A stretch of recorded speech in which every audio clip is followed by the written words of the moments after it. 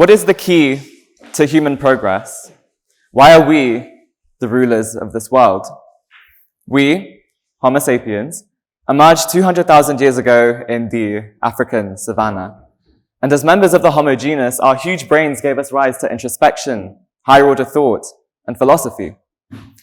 Though physically we were no match for the bisons and the lions that we shared the savanna with, our brains would give us such a huge advantage over them that we'd come to conquer them and our fellow intelligent hominid siblings in very little time, jumping to the top of the food chain and coming to take over every continent on this planet, as we were no longer bound by what our genes had adapted us to. The gift that our brains bestowed upon us came in the form of language, and it's no secret that language was the key to human ascension then, and the key to human identity and culture now. To see just how fundamental language is to us, let's explore just how many things fundamental to humanity have been made possible by and been shaped by language. So for one, how did language transform Homo sapiens in the way that it did, and how did it even come about in the first place? For one, humans are a highly social species, frequently forming bands and tribes with fellow humans. Human cooperation is key to survival and reproduction. But the problem with being in a group is that you suddenly have to care a lot more about how everyone else is contributing to the survival of that group. You have to ask yourself, who's contributing the most resources to us? Who's cheating us of resources? Who's stealing from us?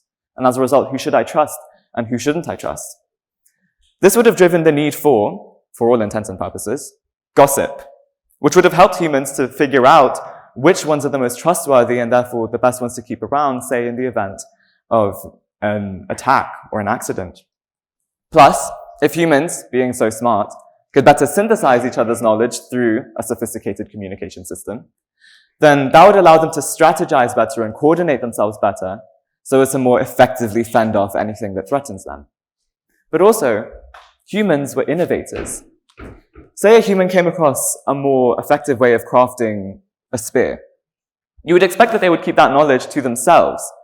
If they can make a better spear than everyone else, and then that gives them an advantage and better odds of survival. But Homo sapiens, being so oriented around the group, would have probably wanted to share this knowledge with the rest of the group, increasing the group's odds of survival. And this need to transmit knowledge would have probably driven the evolution of language as well. So language would have allowed us to strategize, to gossip, and to invent. Three probably very crucial things to ensuring the ascension of humanity over the world. But crucially, and probably the most important of all, language allowed humans to believe in things that don't exist. And to see what I mean when I say that, you only have to look as far as to see the concepts that hold up human society today. Money is a myth. It doesn't exist anywhere in the natural world, of course, but we use it because everyone else uses it, and everyone chooses to play into its existence. As a result, money rules our lives. Human rights is another thing that isn't real in the strict sense, but is the same thing that it entitles us to not being forced into manual labor and entitles us to not be beaten or harassed for our beliefs. These sorts of concepts would have helped create more functioning societies. These would have been brought about during a period called the agricultural revolution, when farming became widespread around certain regions of the world and would have brought about the advent of humanity's societies. But other concepts, such as humanity's first icons and religious systems and their ensuing cultures and traditions, would have helped unite humans in bigger numbers under the same driving force, driving them to conquer anything that threatened them. In this way, concepts allowed humans to transform from mere bands and tribes into fully fledged societies. It's important to note how many disciplines that we hold dear to ourselves, that we consider fundamental today, were only made possible by or enabled by language. Take mathematics. The only reason we were ever able to discover anything nearly as complex as calculus or linear algebra was because we and our languages had the words to describe them. Numbers. Without these crucial building blocks of mathematics, we probably would have struggled to even find something as simple as multiplication, let alone abstract mathematical theory. It begs the question, what other concepts are out there that we'll never discover simply because our languages don't have the words to describe them? On top of that, there are actually a few languages around the world that don't have number words. The Piraha language, spoken by the Piraha tribe, an indigenous tribe in the Amazon, serves as an example. Though their language does have words to express approximate quantities, it does not have ways to explicitly count. So when Piraha speakers were asked to, they were given a set number of objects, and they were asked to lay down the same number of objects as was given to them, they actually struggled to do so past 4 or 5 objects. What this absence of numbers shows is, it shows 2 things. For one, a culture that doesn't see the need for language will not develop language. A culture that doesn't see the need for counting will not develop counting in its language. And also, language does affect the way we think to a substantial degree. But what this numbers example illustrates is that languages seem to paint the boundaries of our intellectual world. But how else do languages shape the way we think? Numerous studies recently have shown how linguistic systems can have an effect on the way we perceive various visual phenomena, from colors to objects to even time and space. It's been made very clear that speakers of languages that have grammatical gender systems based on biological sex, like German and Spanish, for instance, these speakers have a tendency to describe objects with qualities that are attributed to that object's grammatical gender. So, when Spanish and German speakers were asked to describe a bridge, a noun that is feminine in German, die Brücke, and is masculine in Spanish, el puente, the Spanish speakers were more likely to describe the bridge as strong or sturdy, typically masculine qualities, whereas the Germans were more likely to describe it as elegant or beautiful, typically feminine qualities. So that goes to show how the language we speak can have an effect on the way we perceive objects. Color can also be very revealing. The Himba language is spoken by a tribe in Namibia, and it delineates 5 main color groups, one of which groups together green and blue, one of which distinguishes light shades, like the one in the middle, such as light green, and another that distinguishes dark shades, such as dark green. I'm not sure why that's turned orange, but that should be dark green. So, in other words, the language groups together green and blue, but it distinguishes different shades of green in the way it delineates color terms. So, when Himba speakers were provided with these colors on the left, and they were asked to identify which shade was different from the rest, they actually had relative ease in doing so, because their language lexically discriminates between shades of green, as shown here. But when Himba speakers were shown the colors on the right, which we would probably not struggle as much with, the Himba speakers actually had a lot more trouble in finding the divergent shade, because their language groups together green and blue under the same color term, so they had more trouble in distinguishing them.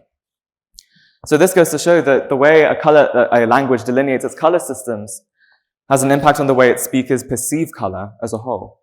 But on top of that, because language plays such a crucial role in the way we categorize everything, from languages to colors to emotions, it can be said that not only does language have an impact on the way we perceive the visual world, but also on the way that we feel and remember. So, not only do languages paint the boundaries of our intellectual world, they even affect the way we perceive, feel, and interact with the physical world. Languages have now evolved to become closely intertwined with culture and identity. As societies came into existence, they would have come to have different religions, traditions, and social customs. And language, being the vehicle by which culture primarily expresses itself, would have had to adapt to fit these changes. So,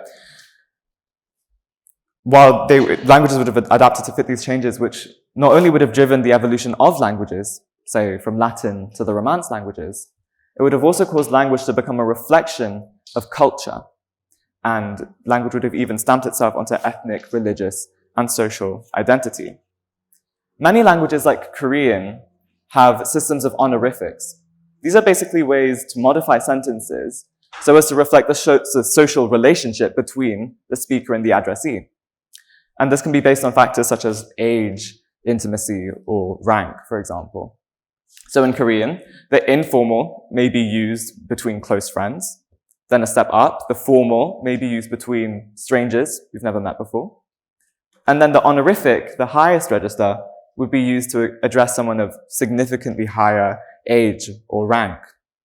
And so this linguistic feature shows the idea of respect given to seniority in Korean hierarchical culture and society. Languages adapt to the needs of a culture. As alluded to earlier, even something that seems as fundamental as counting may be left out of a language if a culture doesn't see a need for it. On the other hand, languages may have many words for the same concept if the culture perceives or believes that there seems to be an adequate need for it. The many words for camel in Arabic would serve to prove that.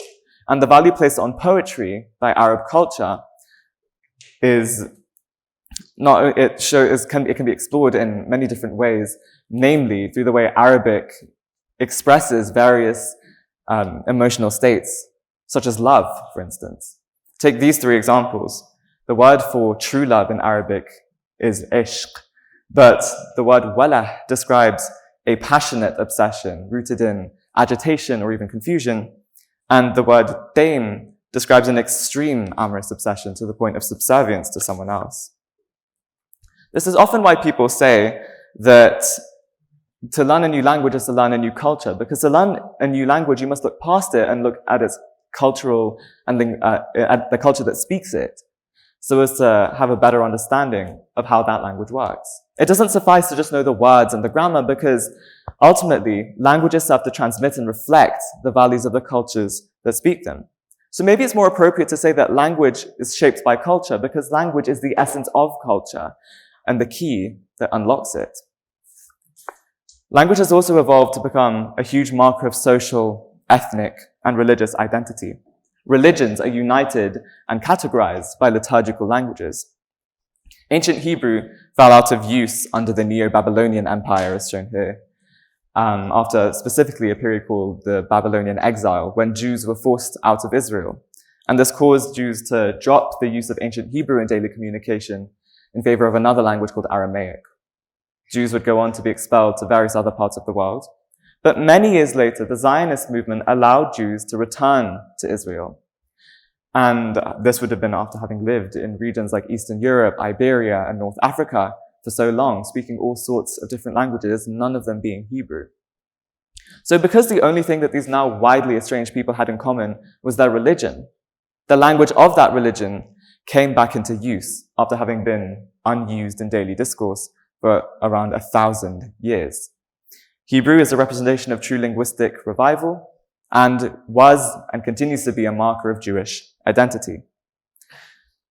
Language alone, therefore, does not necessarily unify people. It's through the way that it interacts with cultures and religions that we can access these very vast unitary forces and identities. So,